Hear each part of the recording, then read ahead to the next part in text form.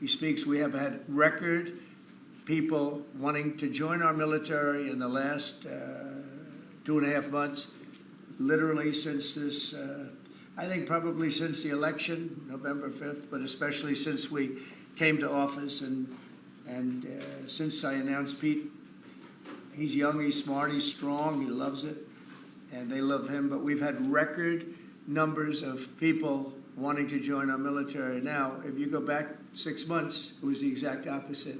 You had record numbers of people not wanting to join the military. Now you have record numbers of people wanting to be in our military, and that's a great honor. That shows you we're really on the right track. So, Pete, maybe you'd say a few words. Sure. Please. Well, Mr. President, this is a big day. This is a big day for our warfighters. This is a big day for our country, a big day in the world. The name of this program is the Next Generation of Air Dominance. And Mr. President, because of your leadership, your clarity, America is going to have generations in the future of air dominance because of this 6th generation fighter. We've had the F-15, we had the F-16, the F-18, the F-22, the F-35.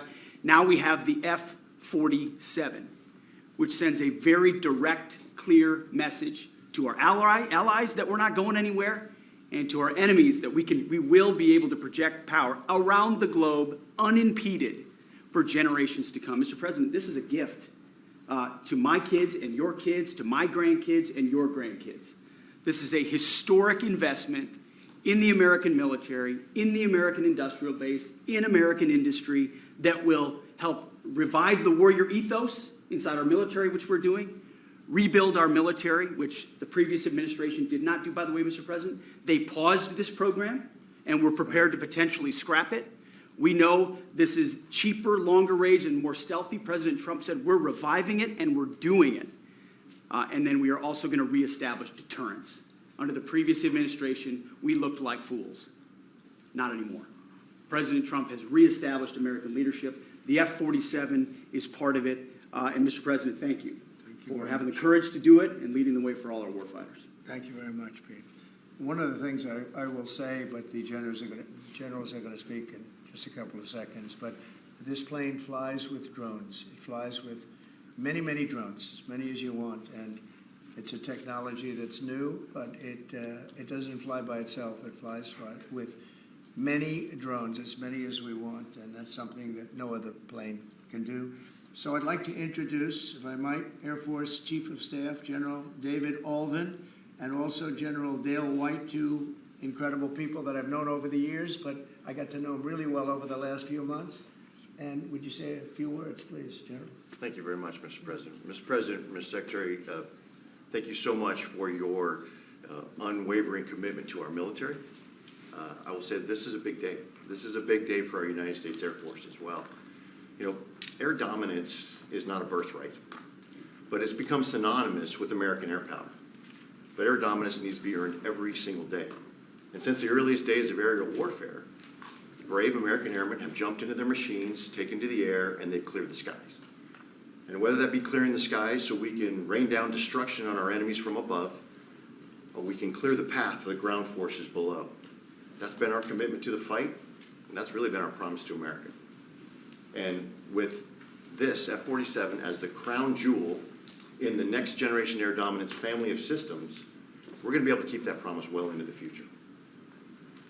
I also want to thank everyone from industry and within government, our engineers, who have worked tirelessly on this program to bring it where we are right now today. This shows that American talent, American skill, and American determination are second to none, because this platform is second to none. So we believe that this provides more lethality, it provides more capability, more modernized capability in a way that is built to adapt. This, along with our collaborative combat aircraft the President talked about with drones, this is allowing us to look into the future and unlock the magic that is human-machine teaming. And as we do that, we're going to write the next generation of modern aerial warfare with this. This enables us to do this. The manner in which we put this program together puts more control in the hands of the government, so we can update and adapt at the speed of relevance, at the speed of technology, not at the speed of bureaucracy. This is more Air Force. This is more options for the president. We say as our mission in the United States Air Force is to fly, fight, and win air power anytime, anywhere. If you want to go anywhere, you have to have a platform that gets you anywhere. This provides the president options from the very one end, which is a quick response, and then we can get right back into fighting stance without having to deploy troops that are going to take maybe months and cost more lives. We can be back in fighting stance, and maybe we restore that deterrence. All the way to decisive victory as part of a joint force that is the most lethal and capable military ever known in history. That's what we provide now, and this allows us to provide it into the future. It's more deterrence, more capability. It's what peace through strength looks like into the future, Mr. President. And so we're very proud to do that. And all we can say is, on behalf of the United States Air Force, let's deliver. Thank you very much. Thank you, General. Would you like to say something? No, sir, I'll just double down what the chief said. He knows what to do. This is a generational He knows leap, who the boss and is. that's exactly right. Air superiority is what it's all about, and this is what we'll deliver. That's great. Thank you very much. Great job. We've worked together long and hard on this, and this was a big secret. In fact, we don't show too much of the plane for that reason. You see what we show? You see how beautiful that is, but that's just a very small part of it. Sir. I wasn't surprised. I was wondering how much are you going to show when they came in with that. You see a wheel in the front? That's about it. Any questions? Mr. President Trump, Peter? Is 80,000 pages of documents is a lot to sift through. Yeah. Can you just tell us who killed Kennedy? Well, I was given the task of releasing that because many presidents have gone through it and they haven't released. And I said, release. We even released Social Security numbers. I didn't want anything deleted. They said, sir, what about Social Security? People long gone, but they're long gone, so I can't imagine. But I said, if you don't delete it, if you do delete it, we have people are going to say, why did you delete it? There's something in there. So we gave Social Security, we gave everything. And the rest is for you to look at, Peter. You're going to see whether or not you see anything. But we've given it. We're doing it with Dr. Martin Luther King, too. They're preparing all of that. They're going to release everything. And whoever else they want. I mean, we have nothing. We really have nothing to hide. We shouldn't have. When a lot of time goes by. But with the Kennedy files in particular, they were going crazy on them. I don't think there's anything that's earth-shattering, but you'll have to make that determination. In those, it's 80,000. It's actually 88,000, and we have some additional things, as you know, come out today. And for that, you can go to the offices and you can see whatever you want to see. Everything is out there, totally open. The additional stuff is available later on today. You go over to the offices and you can have it immediately, and you'll make a determination. And on something else, these Tren de Aragua guys, because of your executive order, they are designated as foreign terrorists. Go.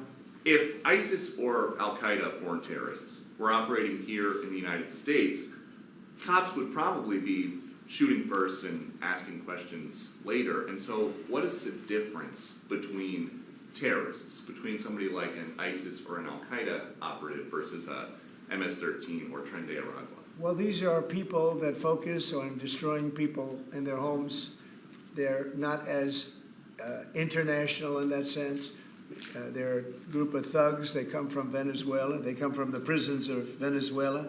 They're very, very dangerous people, but they didn't look so dangerous when the guards took care of the situation from El Salvador. And I want to thank the president. He's a friend of mine. He's done a great job. But I just can't imagine that the Democrats are taking this issue where they want to have them back. So now they have men playing in women's sports. They have transgender for everyone. They have open borders. They have all of their crazy policies that are, I think, 95-5, not 90-10, okay? And their new policy is, let's bring Tren de Aragua back into our country. Let's bring the worst. These are the worst gang members there are. They looked amazingly frail, though, by the way they were handled. It's very amazing. They weren't, when they were in Colorado cutting the fingers off a man because he made a phone call to the police, they seemed a lot tougher then than they did when they were having their head shaved and they were in shackles. They're tough people. They're bad people. We don't want them in our country. We can't let a judge say that he wants them. He didn't run for president. He didn't get much more than 80 million votes. and we just can't let that happen. It'd be so bad for our country. I won on the basis of getting criminals out of our country that were let in. It was called unforced error. They were let in by Biden, incompetently let in, and let in by the millions, actually. 21 million people, I believe it's 21 million. And that's not even including the gotaways, but these are rough people. We want them out of our country. And I won the election based at least partly on that, and that's a big part, yeah? Mr. President, there's something, Mr. President, there's several things. I don't know if you saw this. Tim Walz is now saying about Trump supporters, and forgive me, I'm just reading a quote from Tim Walz, I think I could kick most of their ass. Oh, boy, he'd be in trouble. Is there any way to know? Well, he's a loser, I mean, the guy's a loser. He lost an election. He played a part. Usually a vice president doesn't play a part, they say. I think Tim played a part. I think he was so bad that he hurt her. But she hurt herself, and Joe hurt them both. They didn't have a great group, but I would probably put him at the bottom of the group. Have you heard that Biden Mr. wants to get President. back involved for Mr. Democratic President. politicians, fundraising and campaigning against your policies? What do I you think hope of so. that? I hope so. Mr. President, there are several the US families, planning Mr. President, there to are have families position- from some of the Who are you people, with? I'm with La Nación newspaper from Argentina. There are families from some of the people that were on those flights to El Salvador that claim that they're not criminals, they're not members of Tren de Aragua, of MS-13. What can you tell them, and what guarantees can you give them that everyone in those planes were actual criminals, terrorists, as you said? Well, I was told that they went through a very strong vetting process, and that that will also be continuing in El Salvador.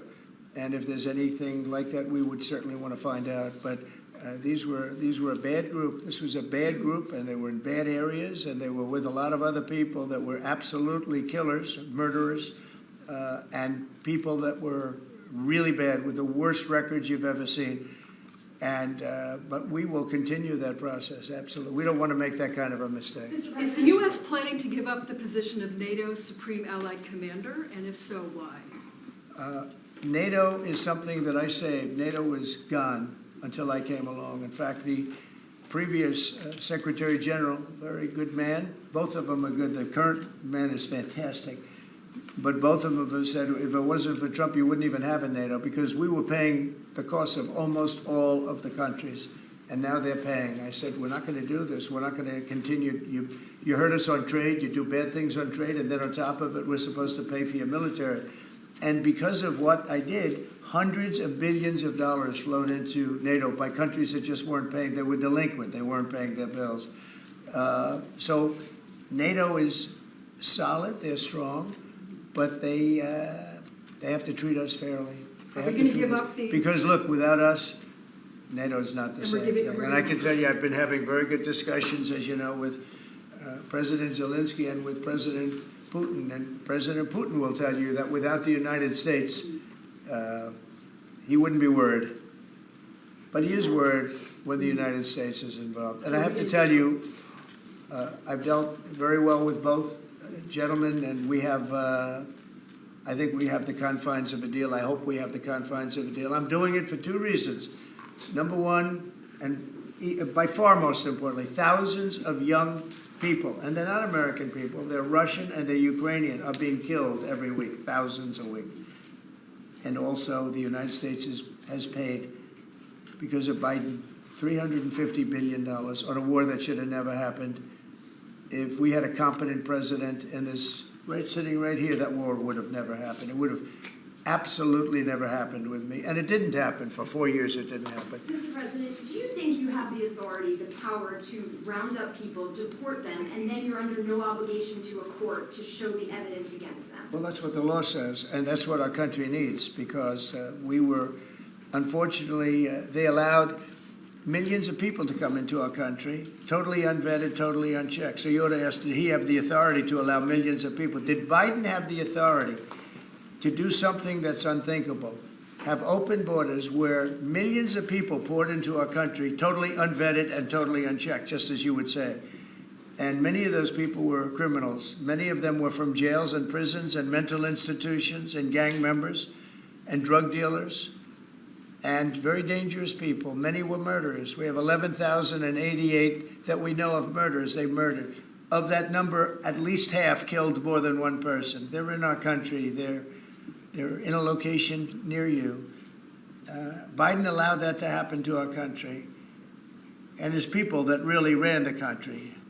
And the person that operated the auto pen, I think we ought to find out who that was, because I guess that was the real president. So when you ask me if we have the authority, did Biden have the authority to allow millions of people to come into our country? Many of these people hardened criminals at the top of the line who have caused tremendous damage in our country. You see them in New York City fighting with our police. I mean, literally having fist fights in the street with our police. These are tough, hard criminals. Many of them came out of jails, and not just South America, from all over the world. They came out from Africa, from the Congo. They came out from Asia, not just South America, but many from South America. These are hard, tough criminals, and we have to get them out. And a judge sitting behind a bench someplace got a nice appointment. You can't take that away from the people that are responsible. Now, in this case, Marco Rubio has a lot of big decisions to make, and he's a fantastic person, a great man. I think he'll be our best. I think he has a chance to be our best Secretary of State. He's been doing incredibly. He works so hard. He's gone to so many different countries already, and he's got the authority to get bad people out of our country. And you can't stop that with a judge sitting behind a bench that has no idea what goes on, who happens to be a radical left lunatic. Do you think the judiciary? You guys today are denying this New York Times report that Elon Musk was going to be shown a 20 to 30 page presentation about a theoretical war plan against China. Why not just show it to Elon? Because I don't want to show it to anybody. You know, you're talking about a potential war with China. Now, I deal with these people all the time, and I'm dealing with Pete. I'm dealing with these gentlemen on numerous different airplane purchases, and I think they're all going to be great. But I don't want other people anybody seeing potential war with China. We don't want to have a potential war with China, but I can tell you, if we did, we're very well equipped to handle it. But I don't want to show that to anybody. But certainly you wouldn't show it to a businessman who is helping us so much. He's a great patriot. He's paying a big price for helping us cut costs, and he's doing a great job. He's finding tremendous waste, fraud, and abuse. But I certainly wouldn't want, Elon has businesses in China, and he would be susceptible perhaps to that. But it was such a fake story. The New York Times is just as fake as CNN and MSDNC. And anybody read that story, people laughed at that story. Who would do such a thing? And the first thing I did is I called Susie and I called Pete. I said, is there any truth to that? And they said, it's ridiculous. No, he's over there to talk about costs. You might want to address that, Pete. But Elon was over there today to address costs. Doge, thing called Doge, which you've heard about. Pete? That's exactly right, Mr. President. You pointed out it was a fake story. We pointed out it was meant to sort of undermine whatever relationship the Pentagon has with Elon Musk. Elon Musk is a patriot. Elon Musk is an innovator. Elon Musk provides a lot of capabilities our government and our military rely on, and I'm grateful for that. We welcomed him today to the Pentagon to talk about Doge, to talk about efficiencies, to talk about innovations. It was a great informal conversation. The rest of that reporting was fake. There was no war plans. There was no Chinese war plans. There was no secret plans. That's not what we were doing at the Pentagon. I might add that I think Elon, if they ever wanted to do that, I think Elon wouldn't do it. I think he wouldn't do it. He wouldn't want to put himself in that position. But if you read what's out of the New York Times, it's such a dishonest newspaper. It's such garbage. It's, it used to be called all the news that's fit to print. Well, it's all the news that's not fit to print. They have fake sources, or they don't have sources. I think they make most of it up. But this was a made-up story by the New York Times. I call it the failing. It's a failing newspaper. It's failing. And they shouldn't do that. They really are the enemy of the people. And something else, I don't know if you We do need honest journalism in this. We've made such big strides over the last 2 months, but we just need honest journalism, and we don't have it. When you have a CNN, you have to watch these people every once in a while just to see where they're coming from, and it's so dishonest. MSNBC is, I think, probably worse, and they're both doing horribly in the ratings. I think they're going to be turned off. I don't think they're not doing any ratings. You're doing well in the ratings. Thank you, President. Industries. I understand that your trade Yes. Is there anything that they can do to stop April 2nd or to roll back the tariffs that you put on China already? Well, we can talk, but basically, I call April 2nd. I would have made it April 1st, but I didn't want to be April Fool's Day because then nobody would believe what I said, and they do believe me. April 2nd is going to be Liberation Day for America. We've been ripped off by every country in the world, friend and foe. We've been ripped off on trade. We've been ripped off on military. We protect people, and they don't do anything for us. It's just so unfair for years and years. And now some of that money is going to be coming back to us in the form of tariffs. I mean, tens of billions. It's going to be numbers like nobody's ever seen. So NVIDIA announced today, you saw that, hundreds of billions of dollars of investment. The biggest chip maker in the world announced hundreds of billions of dollars of investment. Hundreds of billions, not millions, but billions. They're all coming here. Apple just announced $500 billion worth. They're going to build plants here. You know, they built their plants in China. They're going to build them here. And they're starting immediately. We have investment, the likes of which this country has never seen, already announced. And they all want to have news conferences. I don't have enough time to have that many news conferences, but I would say so far at least $4 trillion. $4 trillion is coming in. Car companies, very importantly, a lot of the car companies that were going to build in Mexico or Canada are now building here, because I don't want cars from Canada. I don't want cars from Mexico. They want to do it, it's fine, but I want the car companies to build here, not...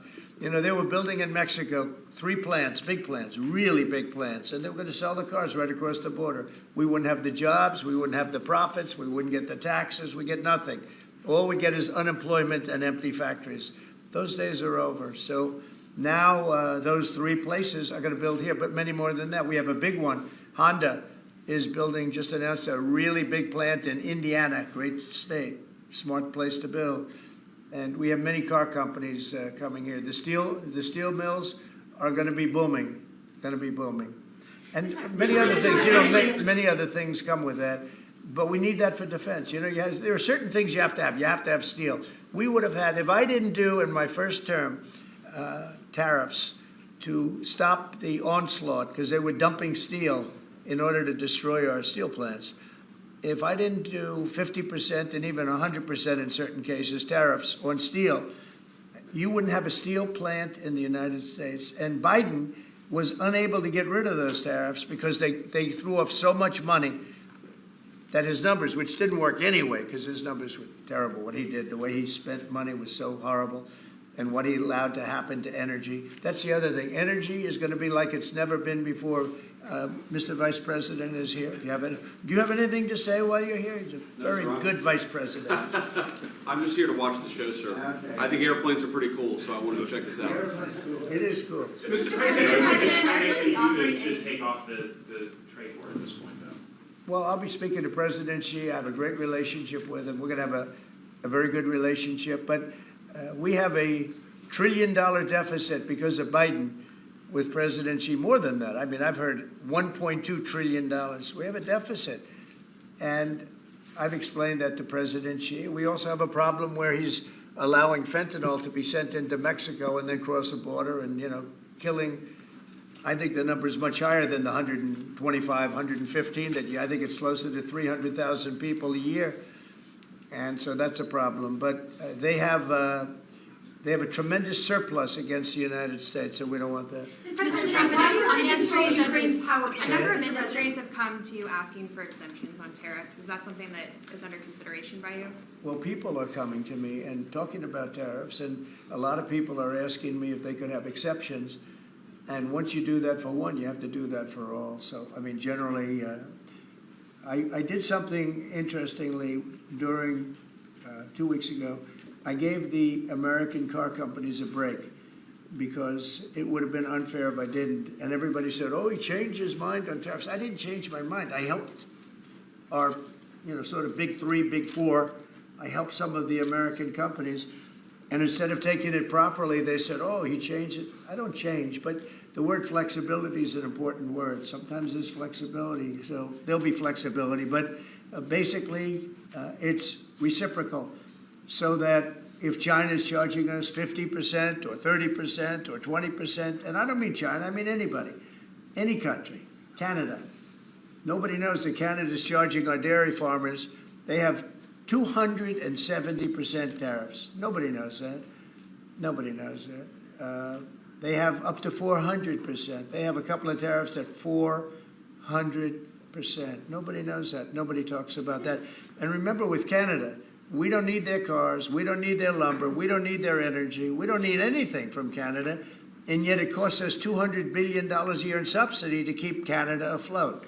So when I say they should be a state, I mean that. I really mean that. Because we can't be expected to carry a country that is right next to us on our border. It would be a great state. It would be a cherished state. The taxes for Canadian citizens would go down in less than half. They don't spend money on military because they think we're going to protect them. There are many things that they do, like icebreakers. They want us to provide icebreakers for them. Oh, that's wonderful. So the Canada, they're very tough traders too. I want to just tell you, of all the people, they're tough traders. They trade very tough. And, you know, the expression I use is, some people don't have the cards. I used that expression about a week and a half ago, right? Somebody was negotiating who didn't have the cards, who's now, I think, saying that he wants to do it, and I think we're going to have a big deal on that very special something. We got to make a deal on that. But Canada has been a very nasty negotiator against the United States, took advantage of the United States for a long time. But nobody knows that they were getting 270% tariffs on dairy products. Mr. President, and I don't think I've heard you say this in all of the talk about Canada becoming the 51st state. Are you concerned that if they became the 51st state, they would be a very, very blue state? Very, very big and very, very blue. No, there might be, but it would, you know, you have that artificial line that goes, that straight artificial, that looked like it was drawn by a ruler, somebody with I don't mean a ruler like a king, I mean like a ruler, this way. And it's just an artificial line that was drawn in the sand or in the ice. And you know, and can I tell you, Peter, just, you add that to this country, what a beautiful landmass, the most beautiful landmass anywhere in the world. And it was just cut off for whatever reason. It would be great. Now, is it liberal? Maybe. But, you know, a conservative, until I got involved, because I don't care who wins up there. I frankly probably would do better with the liberal than the conservative, if you want to know the truth. But just a little while ago, before I got involved and totally changed the election, which I don't care about, probably it's to our advantage, actually. But the conservative was leading against, I call him Governor Trudeau. The conservative was leading by 35 points. So, you know, so I don't know about that. I think Canada is a place like a lot of other places. If you have a good candidate, the candidate's going to win. And the two astronauts that you just helped save from space, they didn't get any overtime pay for all that extra time. They got $5 a day per diem. For 286 days, that is $1,430 in extra pay. Is there anything the administration can do to get them, to make them whole?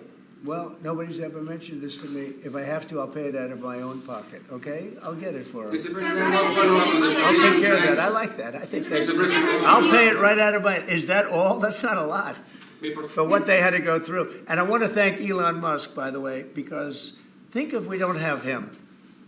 You know, there's only so long, even though they're in the capsule up there, that the body starts to deteriorate after 9 or 10 months and gets really bad after 14, 15 months with the bones and the blood and all of the things that you've been reporting on very well. And if we don't have Elon, they could be up there a long time. Who else is going to get him? And I just want to thank him. He's going through a lot, what they're doing to him. And these people are going to be caught, and they're going to be caught, and they're going to be prosecuted.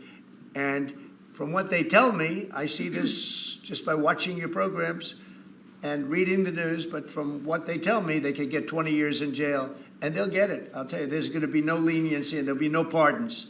I can tell you that right now. And you said this morning 20 years in jail, and then maybe you said this morning 20 years in jail, and then maybe they'll go to one of these prisons in El Salvador. Do you think with the way that the judges have been issuing injunctions it would be easier or harder to send these Tesla domestic terrorists to a jail in El Salvador than these MS-13 or Tren de Aragua guys? Well, I view these people as terrorists just like others. When I looked at those showrooms burning and those cars, not one or two, like 7, 8, 10 burning, exploding all over the place. These are terrorists. You didn't have that on January 6th, I can tell you. You didn't have anything like that on January 6th, which is sort of amazing because on January 6th, the Democrats were talking. Nobody was killed other than a very beautiful young woman, Ashley Babbitt. Nobody was killed. And you look at what's going on now with these terrorists. These are terrorists, and that's an organized event. You know, take a look at their signs. Take a look. They're all made by the same sign company. A nice, expensive job. Now, these are the people that finance it are, in my opinion, in just as big a trouble as the people that are setting the match and setting the fires. So we'll see. It's under very serious investigation by the FBI and by the Justice Department. These people are terrorists. Okay. Yeah, go ahead, behind you, please. Mr. President, what do you say to American military families who are seeing Elon Musk at the Pentagon today, are hearing about Defense Department cuts, and their thoughts are immediately going to the safety of their loved ones who are currently deployed? Well, we're making our country strong. And when they see a thing like that and they hear that story about Elon and China, what they should do is realize that the New York Times is a corrupt institution, because I think they're the ones. They knew that story wasn't true. Nobody believed that story. People that, when I first called, they laughed when they heard the story. Nobody believed it, that the Pentagon was giving him a briefing on what war with China would look like, and he has business. No, they made that up because it's a good story to make up. They're very dishonest people. Look, I have it with the Times, and you'll see more and more of it. To me, it's a very dishonest organization. But a story like that is made up. It's total fiction. And I just wanted to make sure. I called up Chief of Staff and I called up Pete. And I said, is there any truth to that? Absolutely not. He's there for Doge, not there for China. And if you ever mention China, I think he'd walk out of the room. He wouldn't take it anyway. So it's just a made-up story. Nobody's taken better care of the military. One of the things that I know that Pete's doing is he's talking about a lot of the civilian staff, and we're going to get them other jobs. You know, we're going to have a lot of jobs in this country, but we don't want to have wasteful jobs. We want to have meaningful jobs. And those were wasteful jobs. Those are jobs that not only military, but jobs where people don't show up. You take a look at Department of Education. I've never seen so many buildings with the names on it. You go past one after another Department of Education, and they're empty. The people don't show up. You know why? Because they have other jobs, because they're playing golf, or they're playing something, they're doing something. And we have a lot of great people, but we have to move that back to the States. We're going to make our country strong, and we're going to get people much better jobs, because we have companies moving into our country, the likes of which we've never seen before. Nothing like this has happened. And it's automatic. They don't want to pay the tariffs. How do you avoid paying the tariffs? You build your plant in the United States, and it's a beautiful thing to see. I see it. So far, I would say $4 trillion. Nobody's ever heard of them. No country's ever heard of numbers like that. $4 trillion, and those are the best ones. The biggest, best chip maker in the world. I'm not a fan of the CHIP Act, where you give billions of dollars away to companies that don't need it, and it won't bring them here. I'm giving nothing away. All they're doing is coming here. They're building because they want to avoid. Remember this on the tariffs, too, because that's going to be, Liberation Day, April 2nd. It's reciprocal. If they charge us, we charge them. So somebody say, well, how much are the tariffs? Very fair. If India, as an example, has been very bad to us on tariffs. They charge 100%, 200%, whatever they charge. Now, Europe just announced they're lowering the tariffs on cars. We charge like a joke, 2.5%. That's what this country charges. Europe just announced that they're reducing their tariffs on cars to 2.5%. It's nice. But they also have non-monetary tariffs where they make it impossible for the cars to get in, even without the dollars on them and the dollar signs. It's called a non-monetary tariff, where they put on controls where no matter what happens, because they don't want cars, they don't want the American car in their market, and yet they send us millions of cars, they send us big agriculture, they don't want our agriculture, they don't want anything from us. European Union's very tough, but now it's fair. So whatever they do to us, we do to them. Mr. President, As Russia continues to attack Ukraine, are you planning to impose any sort of Well, they're sanctions fighting on? against each other. Yeah, I think we're going to have, we have a ceasefire on a lot of areas, and so far that's all held very well. And getting that ceasefire, you know, they had a lot of guns pointing at each other. You had some soldiers, unfortunately, surrounded by other soldiers, and they are going to be, I believe we're going to have, pretty soon have a full ceasefire, and then we're going to have a contract. And the contract's being negotiated, the contract in terms of dividing up the lands, et cetera, et cetera. It's being negotiated as we speak. What do you say to critics who say that your actions towards law firms amount to coercion? Well, the law firms all want to make deals. You mean the law firms that we're going after, that went after me for 4 years, ruthlessly, violently, illegally? You mean, are those the law firms you're talking about? They're not babies. They're very sophisticated people. Those law firms did bad things, bad things. They went after me for years. Russia hoax. All a hoax. It was a hoax. It was Hunter Biden's laptop. It didn't come out of Russia, by the way. It was came out of his bedroom. It was all a hoax developed by Democrats. Hillary, I don't think Biden did, because I don't think Biden knows what the hell he's doing, frankly, based on everything I see. I've seen things since being here that are so sad. What he's done to this country, what he and they did to this country, those people that surrounded him, who, by the way, are radical left but smart. He's not smart. He was never smart. But these are radical left, smart people. They totally controlled him. He did whatever they told him to do. And it's a shame. It's so sad to see what happened, what they've done to this country, both not only the inflation you saw, but allowing millions of criminals, millions and millions of criminals into our country. That's an inexcusable act. And many other things besides that. Thank you very much, everybody. Thank you. Thank you. Thank you. Thank you. Thank you very much.